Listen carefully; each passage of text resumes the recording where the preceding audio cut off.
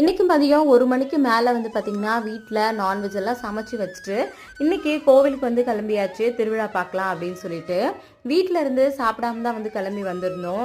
சாமியெல்லாம் பார்த்து முடிச்சுட்டு அதுக்கப்புறம் வீட்டுக்கு போய் சாப்பிட்டுக்கலாம் அப்படின்னு சொல்லிட்டு இங்கே வந்து பார்த்தப்போ எல்லாரும் சூப்பராக டான்ஸ்லாம் வந்து ஆடிட்டு இருந்தாங்க. குட்டி பசங்கள்லேருந்து பெரியவங்க வரைக்கும் எல்லாருமே ரொம்ப ஹாப்பியாக வந்து இருந்தாங்க. ஷதனுமே வந்து பார்த்திங்கன்னா கொஞ்ச நேரம் நல்லா என்ஜாய் பண்ணி தான் வந்து பார்த்துட்டு இருந்தான்.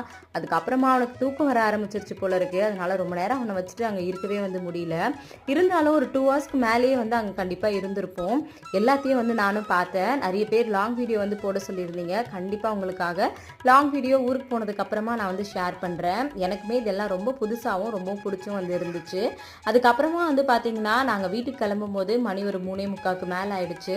சாமி எல்லாம் ஊர்வலம் மாதிரி ஏதோ வந்தாங்க. அதுக்கப்புறமா பூசாரி எல்லாம் வந்து சில ப்ரொசீஜர்லாம் பண்ணி முடிச்சதுக்கு அப்புறமா சாமி பார்த்துட்டு நாங்களுமே வீட்டுக்கு கிளம்பிட்டோம். எனக்கு ரொம்ப ஹாப்பியாக இருந்துச்சு. தேங்க்யூ.